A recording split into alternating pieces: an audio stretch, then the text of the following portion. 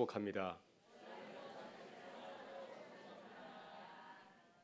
네, 감사합니다.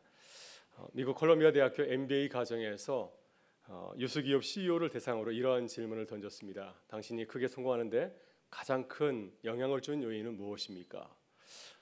세계적 기업의 이러한 CEO로 성공한 사람들이 어떻게 대답했을까요? 그들은 놀랍게도 응답자의 93%가 능력이나 기회가 아니라 매너라고 대답하였다고 합니다.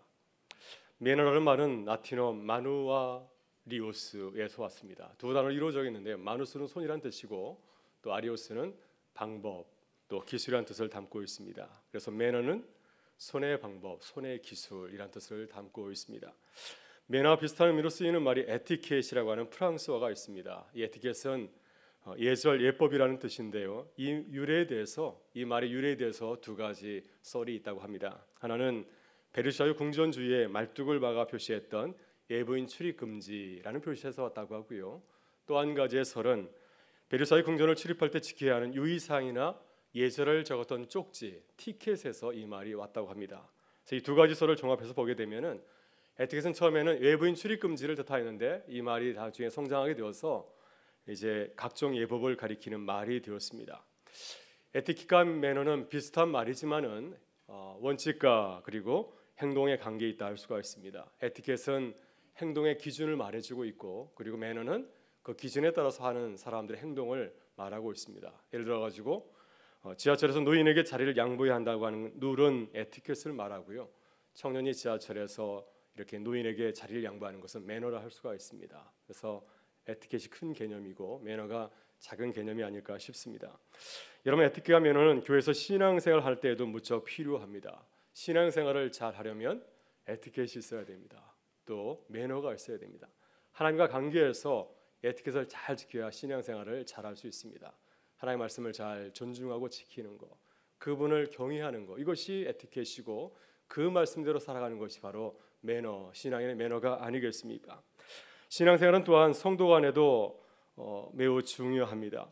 서로를 이해하고 존중하고 배려하는 것이 성도의 에티켓이라고 한다면은 또 삶의 자에서 구체적으로 어려운 이웃을 도와주는 것이 또 성도의 바른 매너라고 할 수가 있습니다. 여러분들이 성도로서 에티켓과 매너를 잘 지키는 것이 매우 중요하죠.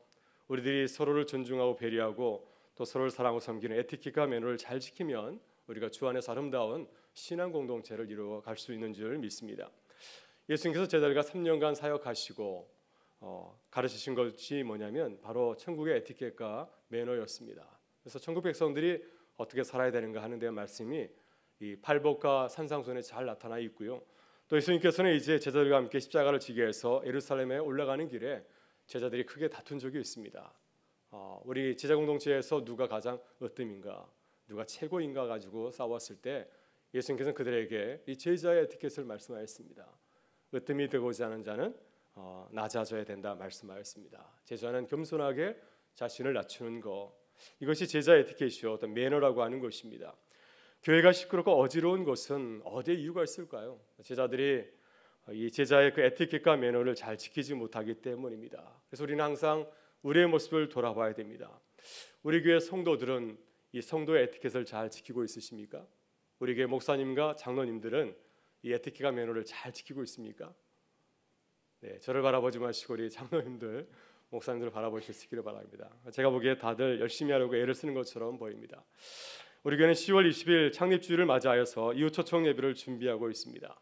우리가 초대한 비기독교인들이 와서 우리 교회 와서 가장 먼저 보는 것이 무엇일까요? 잘 질서 있게 드려지는 예배 보면서 감동을 느낄까요? 아니면 우리가 정성스럽게 준비한 선물을 보면서 정말 이거 귀한 것이다, 내가 이 교회 다녀야지, 이런 마음을 갖게 되겠습니까? 아니면 우리 예배당이 참 잘 정리되어 있지 않습니까? 지난주 어제인가요? 어제 시작하게 되었는데 우리 교회 오신 많은 목사님들이 예배당이 아름답게 잘 정리돼서 참 보기 좋습니다, 이렇게 칭찬을 하였습니다. 우리 교회 예배실을 보면서 정말 좋다, 이 교회 다녀야지, 그런 마음을 갖게 될까요?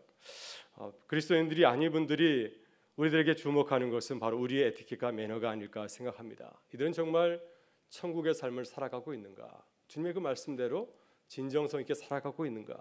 정말 서로를 사랑하고 섬기고 있는가? 이 모습을 우리에게 보고 싶지 않겠습니까? 우리가 하고 있는 평소에 에티켓과 매너를 통하여서 이곳이 어떤 곳인지를 보게 될 것입니다. 정말 우리가 우리의 모습을 통하여서 참된 그리스도인의 모습을 보게 될 때 그들은 우리를 통하여서 천국을 보고 또 이 공동체에 나도 속하고 싶다 하는 고백을 하게 되지 않을까 생각이 듭니다.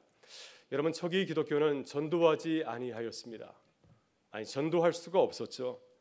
공개적으로 전도하면은 곧바로 공권력에 의해서 체포되어 순교를 당하기 때문입니다. 그래서 우리 교회와 같이 이웃 초청 예배 그런 거 하지 않았습니다. 근데 그럼에도 불구하고 초대교회는 아주 폭발적으로 성장하고 또한 부흥을 하였습니다. 그 비결이 어디 있을까? 많은 성서학자들은 그 이유를 초대교회 성도들의 삶에 변화된 삶에 있다고 말하고 있습니다. 세상 사람들과 구별된 그들의 삶의 모습이 많은 비그리스도인들에게 감동을 주었다고 하는 것입니다. 어려운 삶의 역경 가운데서도 가난한 자들을 돕고 또 서로를 형제자매로 섬기는 그런 모습들, 신분 고하를 막론하고 그리스도 안에서 한 형제 자매를 이루는 그 모습을 보면서 크게 감동을 받았습니다. 초대교회 성도들의 그런 에티켓과 매너가 세상을 감동시키는 중요한 요인이 되었다고 하는 것입니다. 오늘 본문에서 바울 사도는 교회 안에서 지켜야 되는 성도의 에티켓과 매너에 대해서 말씀을 하고 있습니다. 특별히 바울이 강조하는 에티켓과 매너는 교회 안에서 문제를 일으켰던 성도에 대한 그런 태도에 관한 것이었습니다.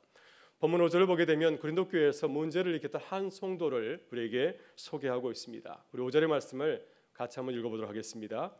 근심하게 한 자가 있었을지라도 나를 근심하게 한 것이 아니요 어느 정도 너희 모두를 근심하게 한 것이니 어느 정도라 함은 내가 너무 지나치게 말하지 아니하려 함이라. 아멘.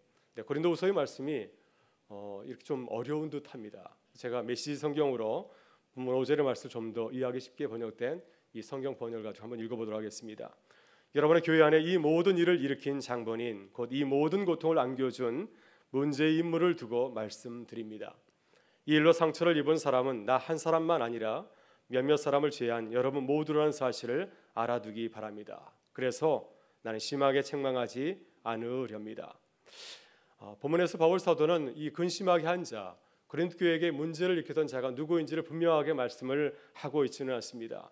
그러나 많은 성서학자들은 이 성도가 고린도전서 5장에 나오는 근친상간을 한 자라고 말하고 있습니다. 아버지의 아내와 결혼하였던 사람에 대해서이라고 말하고 있습니다. 고린도서 5장을 보게 되면은 바울 사도는 이 문제의 성도를 아주 심하게 책망하고 또한 징계를 명하였습니다. 고린도서 5장 1절에서 바울이 이렇게 말하였습니다. 너희가 어찌하여 통한이 여기지 아니하고 그 일 행한 자를 너희 중에서 쫓아내지 아니하였느냐. 또 13절에서는 이렇게 성도들에게 말합니다. 이 악한 사람은 너희 중에서 내쫓으라. 사도 바울은 그 소식을 듣고 고린도교회 편지를 보내서 이 문제를 일으킨 사람을 이 고린도교회 회중에서 쫓아낼 것을 엄중하게 말씀을 이렇게 전하였습니다. 이 소식을 듣고 아마 고린도 교회는 그 성도에 대해서 징계를 내린 모양입니다. 그 교인을 교회에서 내어 쫓았는지 아니면 다른 조치를 했는지 모르겠지만 하여튼간에 교회는 그 성도에게 징계를 내린 모양입니다. 이 소식을 나중에 듣고 바울 사도는 마음이 불편하였습니다. 그래서 다시 편지를 보내어서 그 성도를 용서하고 다시 사랑으로 받아줄 것을 당부하고 있습니다. 그래서 오늘 우리가 이 바울 사도의 말씀을 통하여서 우리가 성도에 대해서 어떠한 태도를 가져야 되는지를 한번 나누고자 합니다. 그래서 우리가 오늘 바울 사도의 그 모습을 통하여서 우리가 교회 안에서 성도들 간에 어떠한 모습을 가져야 되는지를 생각해 볼 수가 있습니다. 먼저 우리는 성도의 잘못을 지적할 줄 알아야 됩니다. 바울 사도는 문제의 성도의 잘못을 알았을 때 즉시 문제를 지적하고 징계하였습니다. 고린도서 5장을 보게 되면 바울은 문제 성도가 저지른 죄를 누룩의 비유를 하고 있습니다. 죄의 심각성은 어디 있을까요? 죄의 심각성은 전염성에 있습니다. 그 죄를 가만히 놔두게 되면 누룩과 같이 전체를 변질시킬 수 있다고 하는 것입니다. 그래서 교회는 만약에 죄를 알게 되었을 때 그것을 빨리 발견하고 거기에서 조치를 취해야 교회가 죄의 전염성에 빠지지 아니하고 거룩성을 유지할 수 있다고 강조를 하고 있습니다. 우리가 구약성경을 보게 되면 여호수아서에서 보게 되면은 이스라엘 백성들이 가나안에 처음 들어갔을 때 첫 번째 범죄가 바로 아간의 범죄였습니다. 이 사실을 알았을 때 여호수아는 즉시 그 문제에 대해서 지적하고 처리를 하였습니다. 신약 성서 사도행전에서 보게 되면은 초대교회 첫 번째 범죄가 아나니와 삽버리아 부부의 그런 범죄였습니다. 이 사실을 알았을 때 베드로는 즉시 그 문제를 지적하고 또한 처리를 하였습니다. 유어서 베드로가 이렇게 이 죄의 문제를 심각하게 다룬 것은 공동체를 죄로부터 구하기 위해서 그런 조치를 취한 것임을 우리가 알 수가 있습니다. 마태복음 18장을 보게 되면 예수님께서도 교회 공동체 안에서 형제가 죄를 범하였을 때 교회가 취할 태도에 대해서 말하고 있습니다. 먼저 문제 성도에게 개인적으로 찾아가서 공개적이 아니라 개인적으로 찾아가서 그 죄에 대해서 말하고 그것을 회개할 것을 공고하라고 말하고 있습니다. 만약 그가 듣지 아니하면 두세 사람이 가서 그에게 다시 한번 공고하라고 말씀하고 있고요. 두세 사람이 가서도 공고하도 그들이 듣지 아니하면 그를 교회 앞에 알리고 교회를 통하여서 조치를 취해도 그가 회개하지 아니하면 그를 이방인과 같이 여기라라고 말하고 있습니다. 중요한 것은 무엇인가요? 성도가 지은 죄를 교회가 묵과해서는 아니 된다고 하는 것입니다. 죄를 은폐하는 것은 그 성도를 사랑하는 것이 아닙니다. 교회를 사랑하는 것이 아니기 때문에 우리 안에 우리가 알든 모르던 죄가 발견되었을 때는 그것을 즉시 처리할 것을 당부하고 있습니다. 본문 중에서 바울 사도도 문제의 성도에 대해서 이렇게 말하고 있습니다. 이러한 사람은 많은 사람에게서 벌 받는 것이 마땅하도다. 그 죄에 대해서 조치를 취하는 것이 마땅하다고 하는 것입니다.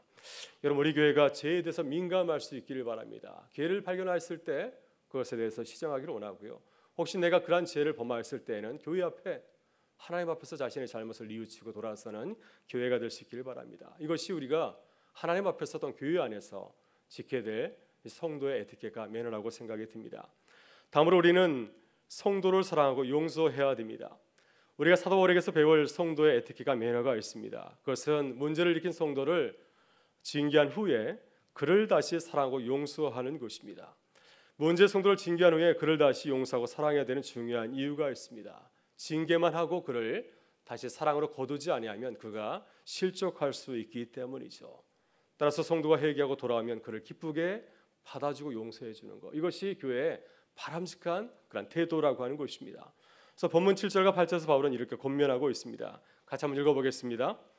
그런즉 너희는 차라리 그를 용서하고 위로할 것이니 그가 너무 많은 근심에 잠길까 두려워하노라. 그러면 너희를 권하노니 사랑을 그들에게 나타내라. 그래서 본문에는 사랑을 그들에게 나타내라고 되어 있는데 그들이 아니라 그에게입니다. 헬라어로는 아우토, 그래서 단수로 되어 있습니다. 사랑을 그에게 나타내라가 맞는 번역이라 할 수 있습니다. 여러분, 사도 바울은 고린도전서 5장에 나오는 문제의 성도를 심하게 책망하였습니다. 고린도전서 5장을 보게 되면 그를 내어 쫓으라, 그는 누룩과 같은 존재니라 하면서 아주 심하게 말씀을 하였습니다. 고린도 교회가 바울 사도의 공고를 받아들여서 그렇게 조치를 취하였습니다. 교회 밖으로 출교 처분을 내는지 모르겠지만 아마도 그는 이 문제로 인해서 큰 상처를 받게 되지 아니하였을까요? 온 교회가 나의 문제를 알게 되었습니다. 그가 아주 오랜 시련의 시간을 보내게 되었을 것입니다. 바울은 그의 죄를 미워하지만 그의 영혼을 불쌍히 여기기 때문에 마음이 불편하였습니다. 그래서 바울은 생각하기에 고린도 교회가 적절한 조치를 취했고 또 그가 회개하고 돌아왔다고 생각하였기 때문에 다시 교회에 부탁을 하였습니다. 그를 용서하고 위로해서 다시 신앙생활을 바르게 할 수 있도록 그를 도와주라. 여러분, 징계의 목적은 징계 자체에 있는 것이 아니죠.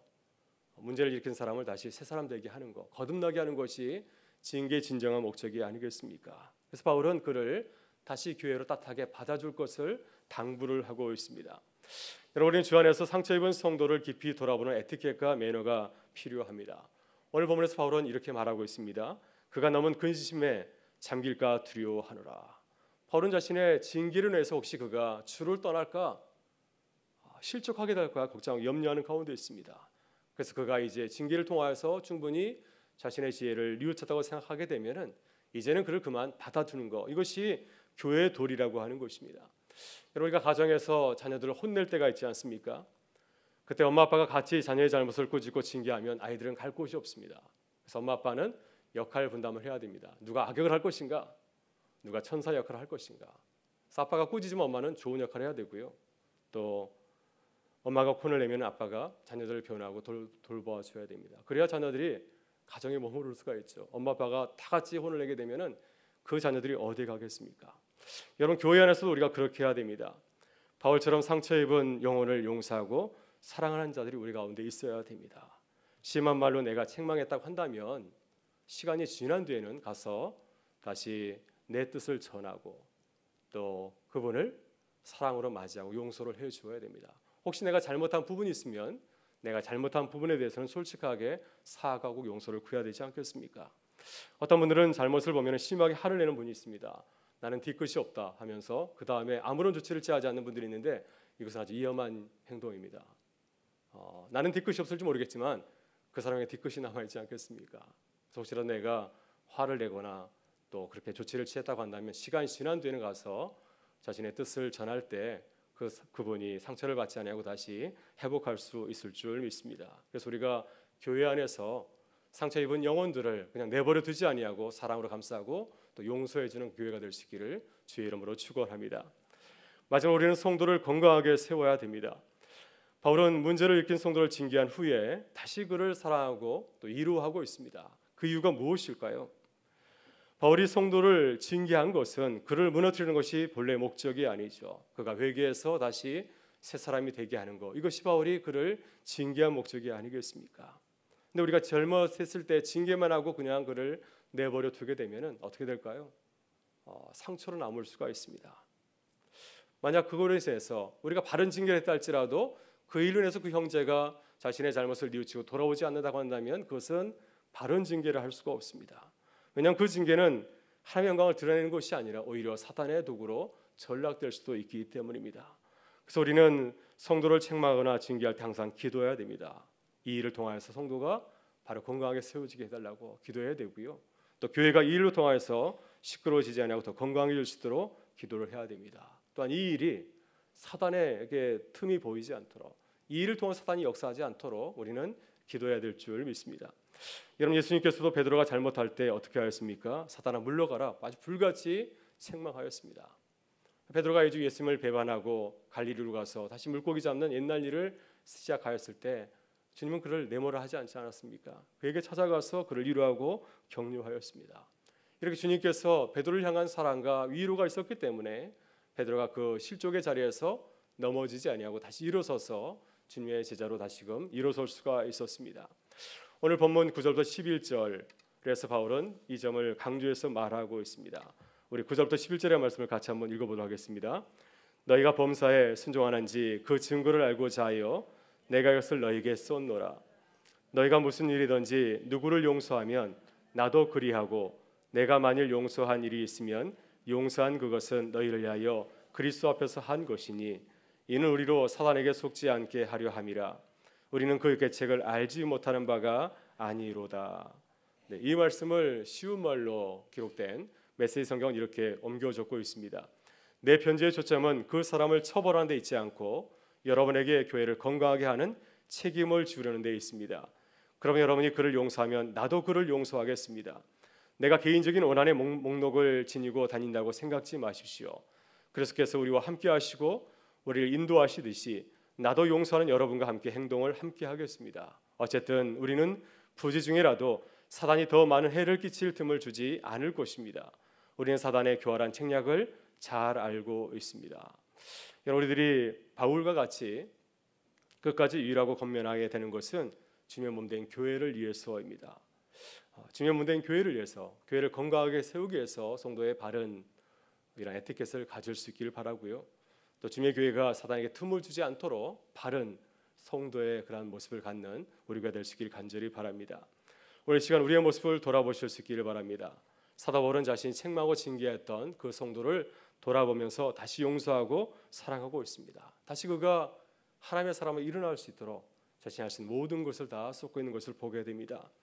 혹시 우리가 상처를 주었던 형제나 자매를 용서하고 사랑하고 있습니까? 만약 우리가 책망하고 상처를 주었다고 한다면 실족하게 할 수 있습니다. 그래서 우리는 항상 내가 상처를 준 사람을 끝까지 책임지고 또 위로하고 사랑을 베풀어야 됩니다. 그래야 그 사람이 실족하지 아니하고 또 상처 가운데 머무르지 아니하고 다시 일어서서 건강하게 살아갈 수 있기 때문입니다. 우리 시간 기도하면서 사랑하고 위로하는 주님의 사람이 되실 수 있기를 바랍니다. 바울 사도와 같이 내가 상처를 주었던 사람을 위해서 기도하기를 원하고요. 우리 교회가 더욱더 건강한 교회가 될 수 있도록 기도하는 밤이 될 수 있기를 주의 이름으로 축원합니다. 함께 기도하겠습니다. 사랑의 주님, 오늘도 우리를 불러주셔서 주의 말씀